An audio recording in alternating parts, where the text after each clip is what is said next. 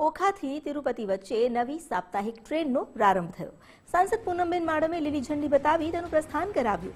Okha railway સ્ટેશનથી નવી સાપ્તાહિક ટ્રેનની શરૂઆત થઈ છે। પશ્ચિમ રેલવે દ્વારા યાત્રિકોની સુવિધા માટે આ નિર્ણય લેવાયો।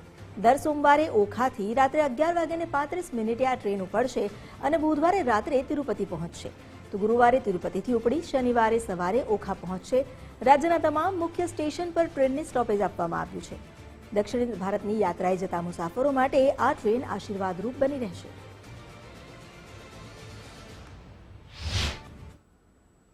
તિરુપતિ એ માત્ર બે કોઈ શહેરોના જોડાણ નથી, બે સંસ્કૃતિને જોડતું પણ આ એક મહત્વનું આયોજન છે, મહત્વની સુવિધા છે। ત્યારે નાગરિકો આપણા 4 ધામ પૈકી આપણું યાત્રાધામ એટલે અહીં દ્વારકાથી તિરુપતિ બાલાજી વેંકટેશ્વર બાલાજીના દર્શન કરવા માટે અહીંથી સીધા જઈ શકશે। રેલવેઝ એટલે કે યાતાયાતના બહુ મહત્વના માધ્યમથી જોડવાના જે નિષ્ઠાપૂર્વકના પ્રયત્ન આપણા માનનીય પ્રધાનમંત્રીશ્રીના છે। આપણા યાત્રાધામોને મજબૂતીથી જોડવાના પણ જે પ્રયત્ન છે એ પૈકી હું માનું છું કે ખૂબ મજબૂત અને મોટું પગલું છે।